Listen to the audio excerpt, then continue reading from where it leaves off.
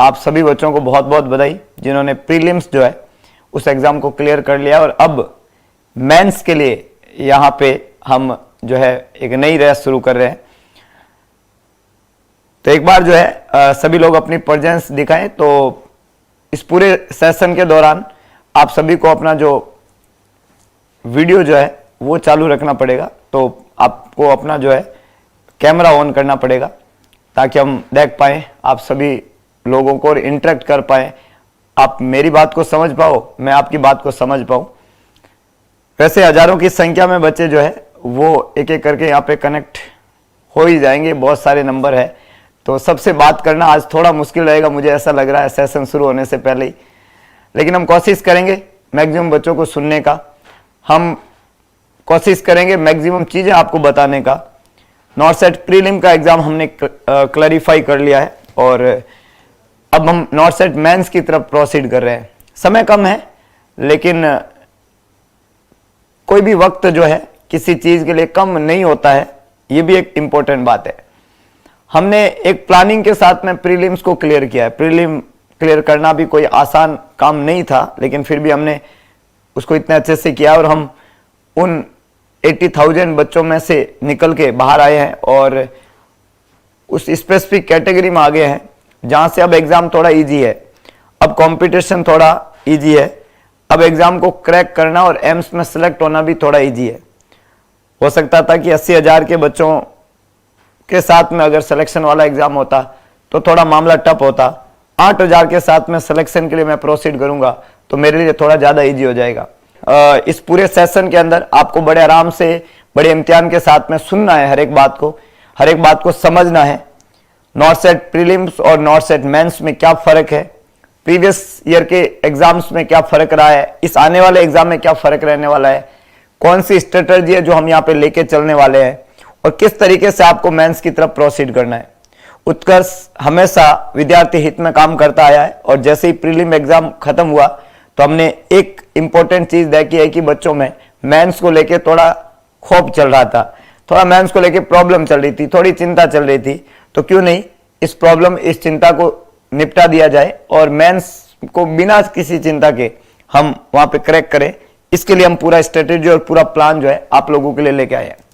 Now मैं सबसे पहले मेंस के एग्जाम से बात करने से पहले प्रीलिम पे हम एक नजर डालें। मेंस की पूरी स्ट्रेटजी प्रीलिम से डिसाइड होती है। प्रीलिम्स की जो हमारी प्लानिंग थी प्रीवियसली, जो हमने प्रीलिम को लेके सोचा था, मैं आपको बताऊं कि प्रीलिम्स एग्जाम के अंदर परसेंटाइल स्केल थी। आप सभी जानते हैं प्रीलिम्स एग्जाम में परसेंटाइल स्केल थी और इस परसेंटाइल स्केल के अंदर आपने देखा होगा कि हम जब एग्जाम के पेपर को देखे, हम कट ऑफ को देखे, हम बच्चों के नंबर को देखे, तो उसमें आप देखो कि परसेंटाइल स्केल होने की वजह से और पेपर का पैटर्न प्रैक्टिकल होने की वजह से इस पूरे एग्जाम का जो रिजल्ट हमें देखने को मिलता है कि टोटल नंबर ऑफ कैंडिडेट तकरीबन 74,000 अपियर होते हैं। फॉर्म 82,000 बच्चों ने भरा था, 74,000 बच्चे अपियर हुए थे और उन 74,000 बच्चों में से 42,000 के आसपास क्वालिफाई हो गए। 42,000 बच्चों ने इस एग्जाम को क्वालिफाई कर लिया। एग्जाम को क्वालिफाई करने के लिए परसेंटाइल स्केल के अंदर आपको मिनिमम जो है एटलीस्ट, कैटेगरी वाइज थोड़ा अलग अलग है, एटलीस्ट मैं ऑन एंड एवरेज मान के चलता हूं कि 50 परसेंटाइल आपके नंबर आने चाहिए थे। 50 परसेंटाइल आपके नंबर आने चाहिए थे। आप ऐसा मान को चलो कि 50% से ज्यादा बच्चों के 50 परसेंटाइल से ज्यादा नंबर आए हैं। 74 का 42,000 तकरीबन जो है 60% होता है। जैसे टोटल बॉडी में फ्लूइड 70 kg के आदमी में 42 लीटर होता है, वैसे यहाँ पे 70,000 में से 42,000 सेलेक्ट हुआ है। तो 60% बच्चे क्वालिफाई कर गए। किसी एक एग्जाम में मिनिमम कट ऑफ को पार करने वाले 1 लाख से भी कम बच्चों में से 60% क्वालिफाई कर जाते हैं। इस बात का इंडिकेटर है कि या तो पेपर बहुत इजी था और या फिर नंबर सबके इक्विवेलेंट है। तो पेपर बहुत इजी था ये कोई नहीं कह सकता, ना तो मैं कहूंगा ना आप में से कोई कहेगा। पेपर इजी नहीं था और पेपर जितने बच्चों ने दिया है वो बहुत नियर बाय है। बहुत नियर बाय मतलब जितने भी बच्चों ने एग्जाम दिया, मान लो परसेंटाइल स्केल में आप देखो, सबसे पहले परसेंटाइल स्केल की मैं बात करूं, कुछ बच्चों को पता नहीं हो तो परसेंटाइल स्केल का मतलब होता है कि 100 क्वेश्चन थे और 100 क्वेश्चन में से जो भी बच्चा टॉप पे रहा, आप में से कोई ऐसा बच्चा भी है क्या जिन्होंने पहली रैंक प्राप्त की है, जिसका परसेंटाइल स्केल 100 आउट ऑफ 100 है? एनीवन? हो सकता है कि टॉप वाला बच्चा भी यहीं बैठा हो, तो हम मार्क्स भी पता कर सकते हैं। नहीं, सबसे हाईएस्ट परसेंटाइल किसका है? कमेंट बॉक्स में कमेंट कर दीजिएगा। आप में से 100 में से 100 के बाद में 99.99 परसेंटाइल स्केल किसी बच्चे का है? 99, 98 है, 99.238 है, 95 है, 99 है, 99.95 है। नंदिनी का 99.95 है, ये एक हाईएस्ट मिला हमें 99.95। 99.78 है, 96 है, नहीं सबसे 99.52 है। अभी एक बच्चा मिला है 99.95, 97.82 है, 96.39 है। हाँ, 99.95 से ज्यादा अगर किसी का है, 99.98 है आशीर्वाद, 99.98 आशीर्वाद। नंदिनी से थोड़ा ज्यादा है आशीर्वाद का, बहुत बढ़िया। और कोई 99.98 से ज्यादा किसी का मार्क्स है? Anyone? Any candidate who have 99.98, उससे ऊपर है किसी का तो कमेंट करें। 99.98। ओके, तो नंदिनी और आशीर्वाद दो नंबर मेरे पास में आया। 99.98 तो है आशीर्वाद के और नंदिनी के है 99.95। तो आशीर्वाद जो है जिनका 99.98 है, अगर अपना कैमरा ऑन करके हाथ खड़ा करें अगर कहीं, हाँ कनेक्टेड है। आशीर्वाद चौधरी, हेलो। हाँ अभी सुन पा रहे हैं? Good morning sir. Good morning. तो हाँ सर। कैसे हैं आप, कहां से है? मैं उड़ीसा से हूँ सर। उड़ीसा से है। आपका टोटल स्कोर है 99.98, राइट? हाँ सर। ओके, तो how much attempting in prelims? Sir 92 attending था। 92 इज द अटेम्प्टिंग एंड ये टोटल परसेंटाइल स्केल रहा आपका 99.98। तो कितने आपका करेक्ट हुआ है, कितना रॉन्ग हुआ है? शायद नेटवर्क इश्यू है। अभी सुन पा रहे हैं आप मुझे? देखो हम यहाँ पे जानना चाह रहे हैं, हाँ सर। आशीर्वाद से जानना चाह रहे हैं कि प्रीलिम्स देखो मेंस की स्ट्रेटजी बनाने से पहले मैं तो बहुत आसक्त हूं किन बच्चों ने क्या अटेम्प्ट किया। हमारे पास में बहुत सारे डाटा जो अटेम्प्टिंग वाले बच्चों का, हम टॉप पर से शुरू कर रहे हैं। प्रीलिम्स का पेपर से हम मेंस डिसाइड करने वाले हैं और मेंस में क्या अटेम्प्ट करना है, कितना अटेम्प्ट करना है, कैसे जाना है, किस सब्जेक्ट को लेके जाना है, मैं पूरी डिटेलिंग आपको बताने वाला हूं। लेकिन वी गो विद फर्स्ट, आशीर्वाद के अटेम्प्टिंग है 92। देखिएगा बहुत मजेदार चीज मैं आपको बताने वाला हूं। दूसरा जो अटेम्प्टिंग 99.95 है, इनकी भी बात करेंगे। नंदिनी जो हमारी ऑफलाइन की बच्ची है, अभी हम एक एक करके इनसे बात करेंगे। तो आशीर्वाद जिन्होंने 99.98 अटेम्प्टिंग किया है, इनके टोटल अटेम्प्टिंग है 92 क्वेश्चंस, है ना।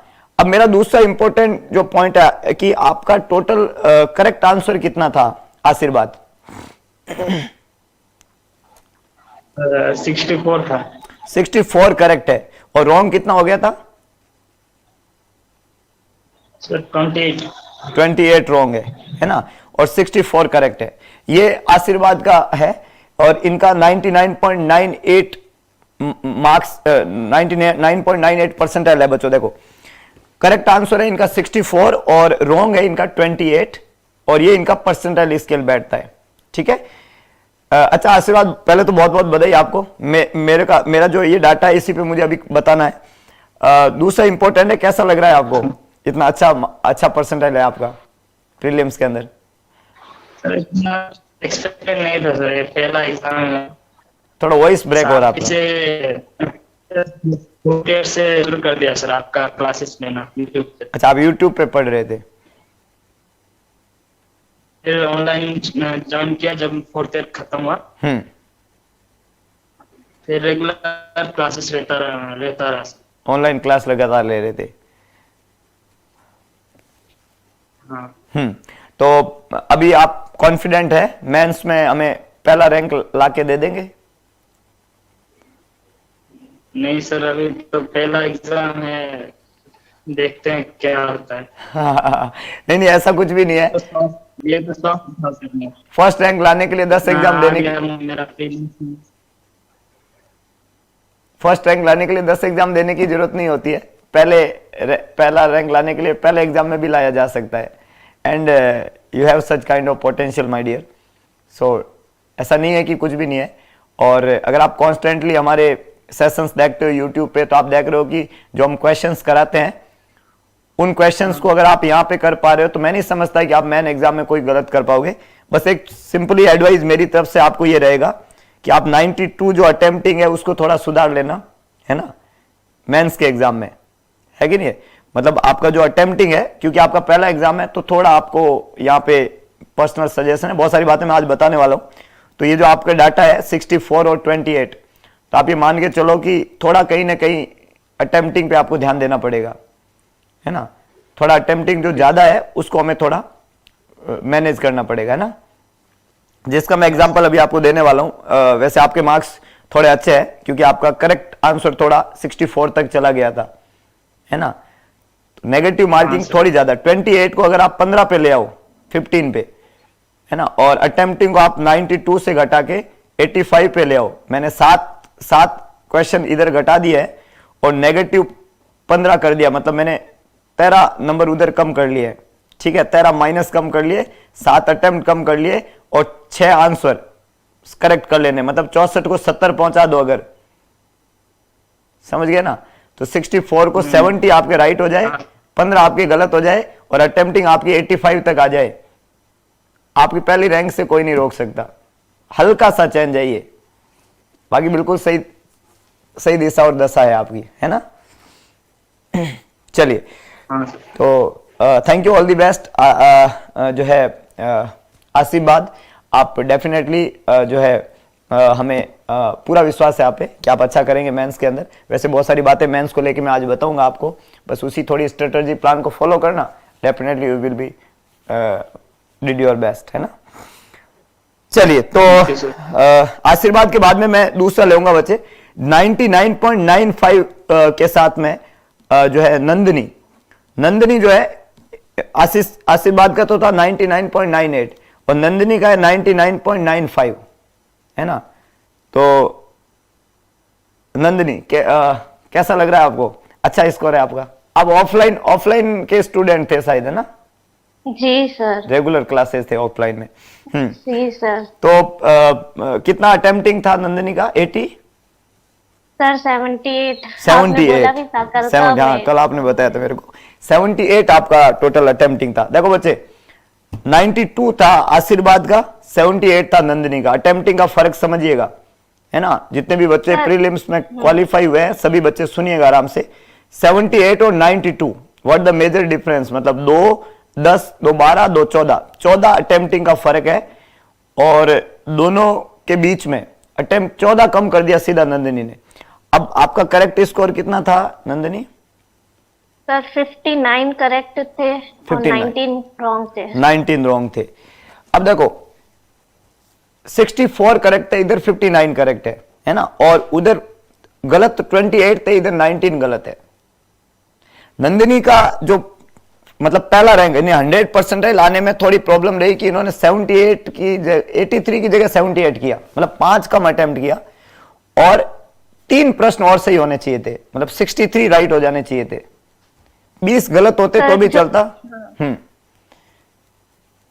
मैं ना भाई सर नेगेटिव कम करने की कोशिश करी थी, बिल्कुल। जैसा आप बताते ही है हमेशा ऑफलाइन बैच में कि जैसा पेपर का लेवल हो आप उसको इंटरप्रिटेट करके ही अटेम्प्ट करें, तो बस मैं उस हिसाब से। बहुत बढ़िया किया। 20 के अंदर आपने नेगेटिव रखा है, नो डाउट। हम 15 पे लाना चाहेंगे इसको, 15 फिर भी हो जाता है। 15 तो वो था, एज्यूमिंग था कि 15 तो नेगेटिव होंगे ही। लेकिन हाँ 3-4 प्रश्न इधर है और 2-3 नंबर सही होने चाहिए थे, और तो आपका पहला रैंक 100% नंदिनी 100% के साथ में होती, तो ये अच्छा है। बहुत सही अटेम्प्टिंग है, और यही अटेम्प्टिंग मेंस में रखना है, मतलब प्रीलिम्स सर। में थोड़ा कम था, लेकिन मेंस में ये कम नहीं है। अगर आप ये सेम डाटा मेंस में दे दो तो आपका पहला रैंक है। कि मैं 78 करूं, जी मैं सर। 59 करेक्ट कर दूं, मैं 19 गलत कर दूं तो भी सही है, लेकिन हम ये चाहेंगे कि 19 को और हम थोड़ा कम करें और 59 में 2-3 ऐड कर दे, फिर हमारे लिए प्रॉब्लम है ही नहीं। बढ़िया पेपर देना है, मतलब वो कूल माइंड, वही सवाल आराम से उनको समझना, आराम से अटेम्प्टिंग करना, नेगेटिव से बचना। नंदिनी का अटेम्प्टिंग सही है मेंस के हिसाब से, प्रीलिम्स का जो अटेम्प्टिंग था वो सही है, और बस उसी go with flow and take it easily. I hope कि आप बहुत अच्छा करेंगे मेंस में, है ना। तो दिनेश कुमार का 99 है, दिनेश कुमार को कनेक्ट करें भाई। दिनेश 99.28, सरबजीत कौर का भी है, बहुत बढ़िया। Dinesh, hello Dinesh. Hi, good morning sir. Good morning, कैसे हैं? ठीक हूँ सर एकदम। कहाँ से हैं आप? सर मैं राजस्थान सीकर से। सिक्कर से हैं। तो आपका टोटल स्कोर है 99 परसेंटाइल है, राइट? हाँ हाँ सर। तो दिनेश कितना अटेम्प्ट था आपका टोटल? सर मेरा 86 था सर। 86 अटेम्प्ट किया आपने, और करेक्ट आपका कितना है? हाँ सर। राइट सर आंसर मेरा 86 55। 55 राइट है, और तकरीबन 21 रॉन्ग हो गए, शायद नेटवर्क एरर हो गया दिनेश का। 86 इन्होंने टोटल अटेम्प्ट किया है, 55 इनके राइट है और 31 रॉन्ग है। हाँ सर। तो अब यहाँ पे देखो बच्चों, एक और इंपॉर्टेंट बात, 86 टोटल अटेम्प्टिंग था, 55 राइट है, 31 रॉन्ग है। 55 दिनेश के राइट है 99 परसेंटाइल के साथ में, 64 आशीर्वाद के राइट है 99.98 परसेंटाइल के साथ में, और 59 जो है जो अपना नंदिनी है उनके करेक्ट थे। तो डेफिनेटली जैसे आप परसेंटाइल में जाते हैं तो करेक्ट आंसर जैसे ही ज्यादा होता है, 1 नंबर 2 मार्क्स करेक्ट होते हैं, नेगेटिव ज्यादा होने के बावजूद भी आपका स्कोर ऑटोमेटिकली अच्छा हो जाता है ना। अगर इन तीनों में बात करें तो 31 इनके, 28 आशीर्वाद के, और नंदिनी के जो है 19 रॉन्ग आंसर थे, है ना। तो अच्छा स्कोर है आपका, अटेम्प्टिंग आपकी ठीक ठाक है, मेंस के हिसाब से 5 है, अटेम्प्टिंग ज्यादा है 80। सर मैंने नॉन नर्सिंग नहीं किया था सर, मैंने सिर्फ क्वेश्चन किए थे नॉन नर्सिंग से। नॉन नर्सिंग किया ही नहीं है, पर नर्सिंग में बहुत ज्यादा नेगेटिव कर दिया आपने, मतलब आपका नेगेटिव 31 है, ये मतलब डबल से भी ज्यादा है। इसको कंट्रोल करना पड़ेगा सर। इसके लिए जो टेस्ट ज्वाइन कर रखा है सर अभी। 15 के ऊपर तो जाना नहीं होता है। नेगेटिव कम करने का तरीका यह है कि जो आपको नहीं आ रहा है वो छोड़ दो। जैसे आपने इसमें दिनेश किया होगा कि कोई क्वेश्चन था, मान लो आप कंफ्यूज थे और आपने किया, मतलब अपनी ईमानदारी से बताएं कि आपने जो क्वेश्चन किया है जिसमें आप कंफ्यूज थे, वो कोई करेक्ट हुआ एक आध भी? नहीं सर, एक भी नहीं हुआ।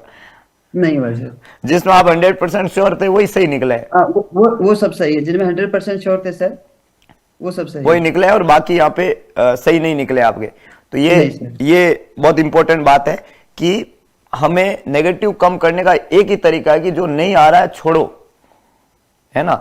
मैं बड़ी इंपॉर्टेंट बात दिनेश बताऊं कि आपको 20 में से जब आपने किए हैं, अगर आपने 86 अटेम्प्ट किए तो तकरीबन आपने 16-17 रखा होगा, और उल्टा आपने 18-19 भी रखा होगा, क्योंकि नॉन नर्सिंग आपने बहुत कम अटेम्प्ट किया है, तो आपने किसी पाले में 20 में से 20 भी कर लिया होगा, ऐसा भी आपने किया है। और आपका ये था कि जो स्टार्टिंग ए और बी थे उनमें 20-20 किए थे मैंने, और वो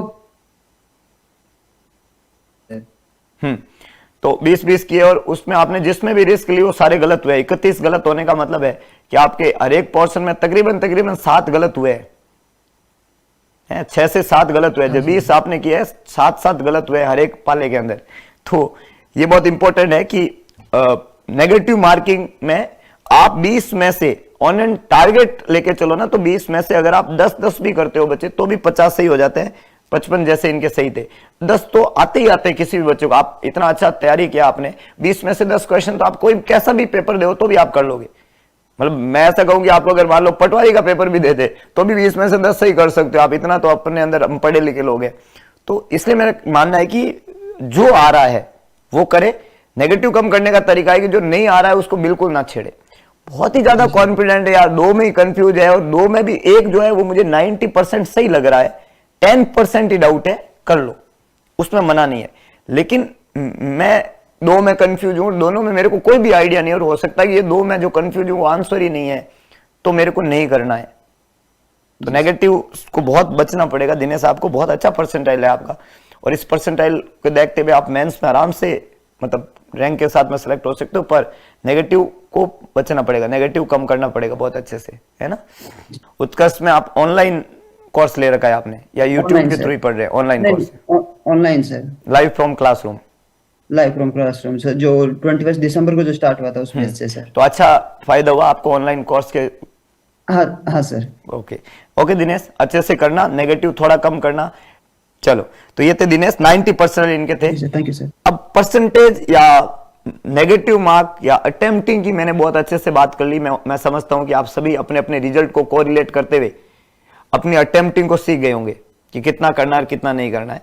अब एक बार आपका जो है वीडियो ऑन कर ले में, और जिनको डाउट है, मेरा भी सेशन चलेगा, जो दूसरा पार्ट है वो है डाउट सेशन, या जो क्वेरी है आपकी, तो आपको क्या करना है, अपना हैंड रेज करना है, और फिर आपको एक एक करके मैं आपसे कनेक्ट होके आपके डाउट लूंगा।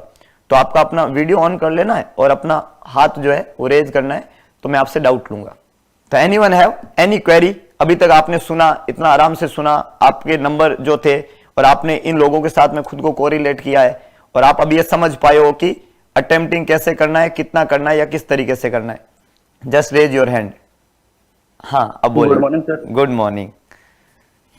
हाँ सर, ये सर AWS में 85, मतलब सर बॉर्डर लाइन पे सिलेक्शन हुआ है। थोड़ा नर्वस भी हूँ, मतलब मुझे उम्मीद थी नहीं, एक इससे दो पहले मतलब मैं इतना सोचता नहीं था कि हो भी जाएगा।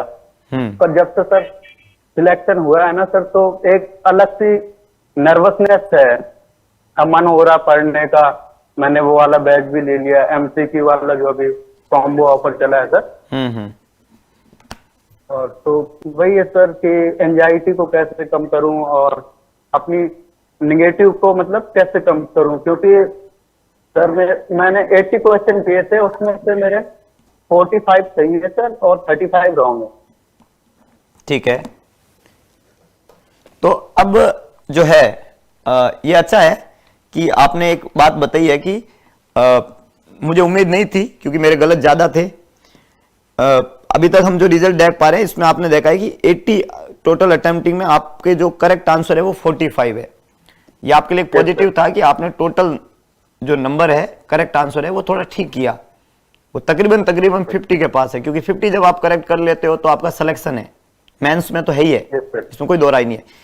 50 से ही करने हैं, ये पहला टारगेट है मेंस का। आप EWS कैटेगरी से है और नो डाउट आप उस हिसाब से भी जाए, तो 50 से ही करना पहला टारगेट है, उसको कर लो। और जो आपने 35 गलत किए हैं उनको आप हटा ही दो, मतलब कि आप उसको 10 पे ले आओ, उसको 15 पे ले आओ, करो ही नहीं तो ही भी है। मतलब मैं अगर 100 में से 50 ही कर रहा हूं, मैंने अभी जो बात बताई है, तो मेरा सिलेक्शन है। आप अभी जब चल रहे हो, जैसा आपने रिजल्ट दिया है, जितना आपको नॉलेज है वो सही है नॉलेज। मतलब आप अगर ये चाहो कि सर मेरे अंदर नॉलेज की बहुत कमी है, नो डाउट आपके अंदर नॉलेज की कमी होगी, लेकिन पेपर देने का तरीके में और जितना आपको नंबर चाहिए उसके हिसाब से आपका नॉलेज सेट बैठ रहा है। बहुत सारी चीजें हैं जो शायद आपको अभी नहीं आ रही है, लेकिन वो नहीं आएगी तो भी आपका काम चल जाएगा पेपर में, ऐसा लग रहा है। आपको करना क्या है, आपको इसी नंबर को थोड़ा ठीक करना है। नो डाउट कुछ टॉपिक है आपको नहीं आ रहे थे प्रीलिम में, आपने देखा है, आप अब उसको पढ़ रहे हो और पढ़ लो उसको। 15 दिन का 10-12 दिन का वक्त है, तो कोई तकलीफ नहीं है पढ़ने में, क्या जाता है। लेकिन मेरा यह एस्पेक्ट है कि मैं इस नंबर में अगेन मैं फिर कहूंगा कि वो नेगेटिव मेरा कम होना चाहिए। एंजाइटी जब आपका प्रीलिम करेक्ट हो गया है और अब आप क्वालिफाई हो, क्योंकि इसके नंबर कोई मैटर नहीं करते, लेकिन आप क्वालिफाई हो मेंस के लिए, तो एंजाइटी होना लाजमी है। क्योंकि एंजाइटी होने का कारण है, एंजाइटी होने का कारण क्या है मेरा कि सर एंजाइटी होने का कारण मतलब सर पहले मुझे उम्मीद ही नहीं थी। इससे पहले 2-3 नॉट दिए हैं मैंने, हाँ। तो उसमें नहीं हो पा रहा था। और मैं अभी CHO भी हूँ, करंटली वर्किंग CHO कर रहा हूँ, तो थोड़ा मतलब मैं उसको लाइफ को ना इतना स्ट्रेस में नहीं लेता था। उम्मीद नहीं थी कि नॉट होगा, बस मैं 4 एग्जाम दिए हैं। अब तो ये खुद पे कॉन्फिडेंट रखो कि मेरा ज्ञान बहुत अच्छा है, और इस पेपर को क्रैक करने के लिए जितना ज्ञान चाहिए उतना मैं इंप्लीमेंट कर पा रहा हूं नहीं आते हुए भी।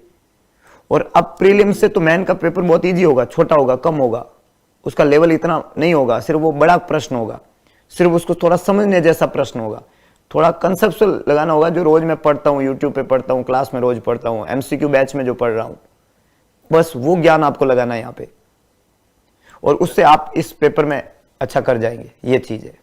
सर एक क्वेश्चन था सर, जैसे जो टेस्ट सीरीज है जो अभी उत्कर्ष में लॉन्च की है, तो जैसे उसमें टेस्ट सीरीज में सर हम टेस्ट देते हैं, अगर उसमें कम नंबर आ गए तो फिर उसको क्या मतलब किस वे में लेना सर, कि मतलब डिप्रेस्ड होना है कि नहीं, मतलब टेस्ट कम टेस्ट नंबर आ सीरीज रहे हैं? टेस्ट जैसे आप अटेम्प्ट करते हो ना, तो इस स्ट्रेटेजी पे अटेम्प्ट करके देखो, है ना, Yes, sir, कि अब मैं वही अप्लाई करूंगा। हाँ, कि मैं 100 में से मैं कम 40, question करूंगा। हाँ, मेरे को अपना जो मेरा कट ऑफ है ना मेंस का, मैं जिस कैटेगरी में आता हूँ, मान लो उसमें 45% है, तो मेरा टारगेट है 50%। कम अटेम्प्ट का मतलब ये नहीं है कि मैं 20 ही करूं, लेकिन आप टेस्ट सीरीज में मैं अटेम्प्ट करूं 50 100 में से, और 50 के 50 सही होने चाहिए मेरे, 2-3 गलत हो जाएंगे मान लो, लेकिन मैं 100% जो करेक्ट हूं वो करते हुए एक बार चलता हूं। मतलब टेस्ट सीरीज क्या है? टेस्ट सीरीज एक तो ये है कि आपका ज्ञान क्या है, और दूसरा ये है कि आपको तरीका सिखाती है, analysis of paper and attempting, 2 बातें सिखाती है टेस्ट सीरीज, इसलिए टेस्ट देने जरूरी होते हैं। तो इसमें आप अपना ये देखो कि मैं उतना ही अटेम्प्ट करूं जितना मेरे को करना है, और वो 100% सही हो, ये मेरी कोशिश रहे, और नेगेटिव कम करते हुए एक बार करके देखता हूं क्या नंबर आता है, यहाँ कौन सा आपको सिलेक्शन दिया जा रहा है, और यहाँ अगर वो चीज आप कर पा रहे हो तो आप में एक अलग विश्वास आएगा कि हाँ, मेंस पे सेम फॉर्मूला लगाऊंगा मैं, और मेरा जो है मेंस में सिलेक्शन हो जाएगा। क्योंकि प्रीलिम का जो रिजल्ट है ना, इस रिजल्ट से कम रहेगा मेंस का, ये मान के चल लो। आपको जो आज ये डाटा है 80, 45, 35, मेंस में अगर आपका ये डाटा भी रह गया तो भी आपका सिलेक्शन है। Yes, sir. मेंस में ये रखना भी, तो इसका मतलब ये है, और इसको अच्छा कर सकता हूं मैं कि मैं 35 राउंड को 15 पे ले आऊं, मैं 45 को 50 ले जाऊं। ये चेंज करने पे तो आप मतलब आपको कोई रोक ही नहीं सकता कि मेरा सिलेक्शन ना हो, बस।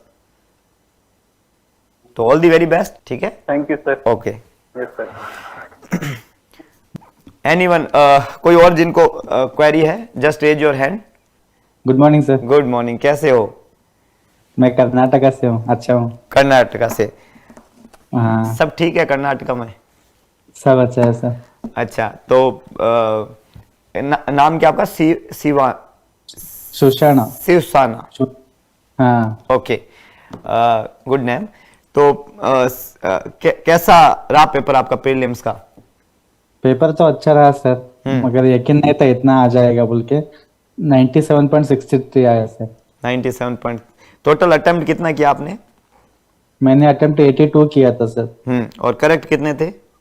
52 करेक्ट थे सर। 52, और रॉन्ग कितने कर दिए? रॉन्ग हो गए 30 हो गए सर। रॉन्ग हो गए।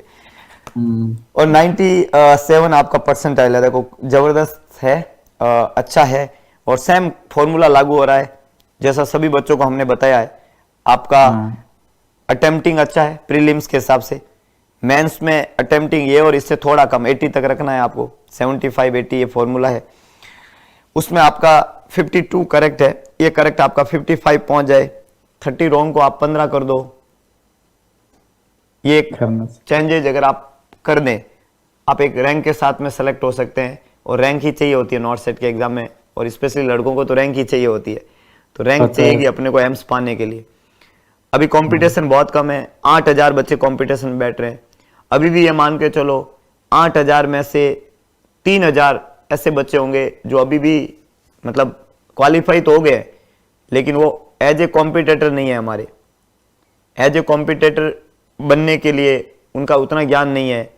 तो असली कंपटीशन जो है 5000 बच्चों में है, और तकरीबन 3 में से 1 बच्चा सेलेक्ट होगा, है ना? हाँ सर। तो 3 में से 1 बच्चा सेलेक्ट होगा, 5 में से 2 बच्चे तो क्वालिफाई तो हुए, पर वो 2 बच्चे कॉम्पिटिटर नहीं है हमारे, और 3 में से 1 बच्चा मैं होना चाहिए। तो मेरी जंग सिर्फ 2 और बच्चों को पीछे रखने की है बस, और उसमें वही जीतेगा जिसको पेपर अच्छा करना आ गया, अटेम्प्टिंग और इनके काम कर लिया।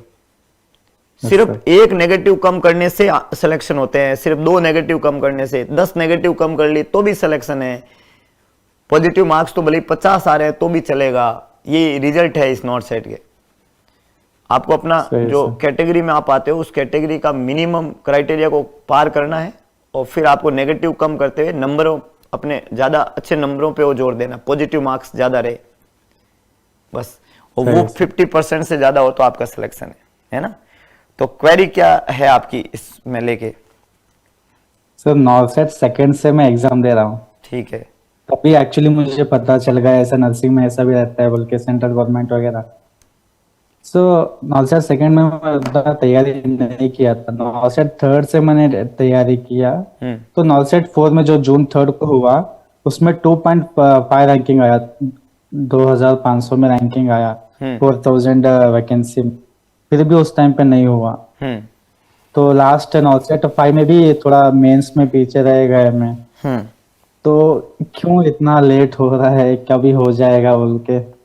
अब एक इम्पोर्टेंट बात यह है कि आपने, जैसे आज हम इवेल्युएशन कर रहे हैं, ये एनालिसिस हम कर रहे हैं, आपने कभी ऐसा एनालिसिस किया, कभी सोचा कितने आए, मैंने कितने किए हैं, क्या कर रहा हूं मैं, अटेम्प्ट कितने किए मैंने, मेरे नेगेटिव कितने हुए, मैंने पिछले बार कितने नेगेटिव किए, क्या मैं ऐसा, मतलब आपने कभी किसी एग्जाम के बाद करने का कोशिश किया था? ज्यादातर तो नहीं किया। नहीं किया, मतलब ये प्रॉब्लम, मैं आपको कारण बता रहा हूं क्यों। हम ये बैठ के हम सिर्फ एक बात पे जोर देते हैं, पढ़ो पढ़ो पढ़ो पढ़ो हो जाएगा, पढ़ो पढ़ो, ऐसा नहीं होता है। द बेसिक थिंग है ना, आप एक बात बताओ कि हम किसी टारगेट को अचीव करने जाते हैं ना, तो टारगेट अचीव करने में एक चीज तो तय है कि भाई पढ़ना पड़ेगा, लेकिन अगर आप 5 एग्जाम दे रहे हो और 5 एग्जाम में सिलेक्शन नहीं हो रहा, तो 5 बार तो मैंने पढ़ा ही है ना भाई, पढ़ने में तो कहां कमी रह रही है। तो शायद पढ़ने के अलावा कुछ बातें हैं जो मैं अभी उस पर काम ही नहीं कर रहा हूं। अटेम्प्टिंग अच्छा कर लिया, 50% से ऊपर मार्क्स लाओ, नॉर्सेट का टिकट ले जाओ, एम्स का टिकट आपको मिल जाएगा, 50 नंबर से ज्यादा नंबर आते ही बस, है ना। सही। चलो, all the very best. Thank you sir, thank you so much. Session का जो सार है वो हमने यहाँ पे देखा है। सब्जेक्ट पे आएंगे हम। सब्जेक्ट जो है, नो डाउट नॉर्सेट के फंडामेंटल पोर्शन को प्रीलिम में ज्यादा पूछा था। आपको सब्जेक्ट, कोर सब्जेक्ट एमएसएन बहुत अच्छा करना है। साइकेट्रिक सब्जेक्ट को अच्छे से रिवाइज कर लो syllabus wise. Medical, surgical, psychiatric, paediatric और ओबीजी, 4 सब्जेक्ट को बच्चों अच्छे से रिवाइज कर लो, नोट्स रिवाइज कर लो इनका, ठीक है। मेंस के एग्जाम के अंदर जो प्रश्न पूछे जाएंगे वो प्रश्न आपको प्रायोरिटी बेस के प्रश्न पूछे जाएंगे। प्रायोरिटी बेस के प्रश्न ज्यादा मिलेंगे। इमेज बेस के क्वेश्चन जैसे प्रीलिम में थे, पैटर्न लगभग सेम है, तो प्रीलिम के ही जैसे 5-7 प्रश्न आपको इमेज बेस के मिल सकते हैं, कोई अतिशयोक्ति नहीं है। और ना मिले ऐसा भी है, बहुत ज्यादा उस पर गौर नहीं है। एक जो डर है, डर जिसको कहते हैं कि मल्टीपल, मतलब वैसे तो इतना कम पोस्ट है और इतने कम बच्चे हैं कि नहीं देंगे पेपर, तो प्रीलिम से इजी होना चाहिए, लेकिन कुछ एक्स्ट्रा दिमाग लगाए तो आपको सेलेक्ट ऑल दैट अप्लाई के कुछ प्रश्न, 5-7 प्रश्न मिल जाए।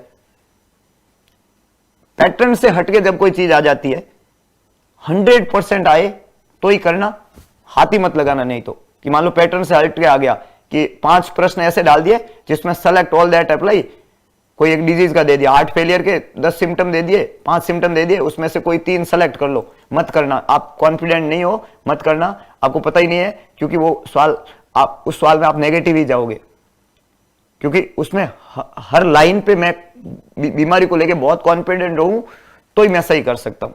अगर हूं तो करना है, उसमें मना नहीं है। तो ऐसा पैटर्न से हटके कुछ पूछ ले, कई बार पूछ लेता है एम्स, ठीक है छोड़ो, मैं किसको छोड़ू, यही तरीका होता है कि ये पकड़ना पड़ता है ऑन द स्पॉट पेपर में।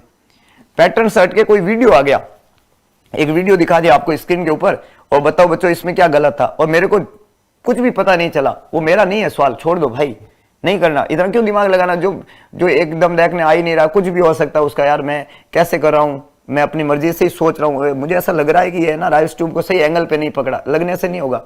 या तो एंगल आपको पता हो, वीडियो आपने पहले देख रखा हो, आपको वीडियो के बारे में आइडिया है तो आपका होगा, नहीं तो वो आपके काम का सवाल नहीं है। तो इस पॉइंट को जरूर याद रखना, ठीक है।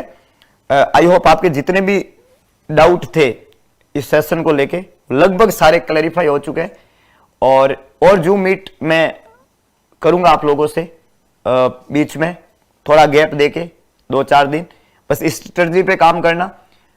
किस सब्जेक्ट को पढ़ना है, अभी मैं 4 सब्जेक्ट टारगेट देके जा रहा हूं आपको, MSN, साइकेट्रिक, पीडियाट्रिक और OBG, इनको अच्छे से रिवाइज करो। अपने ही नोट्स पढ़ना, आज तक जो लिखा है उन्हीं को पढ़ना, नया ज्ञान कहीं लाने की जरूरत नहीं है। कोई नई किताब, कोई बाबा जी भोपा जी बोले कि ये फलानी चीज पढ़ो, वो पढ़ो, मत चक्कर में पढ़ना, क्योंकि आप अपने आप में बेस्ट हो, क्योंकि आपने प्रीलिम क्लियर किया है, आपके पास में जो अपने नोट्स है वो बेस्ट है एट प्रेजेंट, और इन नोट्स के साथ में आप मेंस को आराम से निकाल लोगे। अभी यही करना है और आपके नंबर भी सही है। मैं गलतियों पे काम करूंगा, अब नया ऐड नहीं करूंगा। प्री में जो गलती की, जो अटेम्प्टिंग की, उस पे काम करूंगा और उसको करेक्ट करके मेंस की तरफ बढ़ूंगा। ठीक है, तो आई होप आपके जो जो सेशन से पहले डाउट थे, लगभग काफी कुछ आपका माइंड सेटअप क्लियर हो गया, और अब क्या करना है ये आपने अपने आप से आप कॉन्फिडेंट है। एक बार पुनः हम मिलेंगे, अभी मेरा आगे क्लास भी है, तो मैं इस सेशन को यहीं पे विराम दूंगा, फिर मिलेंगे अपन और चर्चा करेंगे। एग्जाम से पहले एक और मीट करेंगे, और लगातार पढ़ते रहो, और 6 बजे तो उठना ही है, इसमें कोई दो राय नहीं है ना। और बढ़िया से पढ़ते रहो, मस्त रहो, और ऑल दी वेरी बेस्ट, और सभी बच्चे एम्स में रैंक लेके आओ, ये इंपॉर्टेंट है। ठीक है, तो thank you to all and have a good day.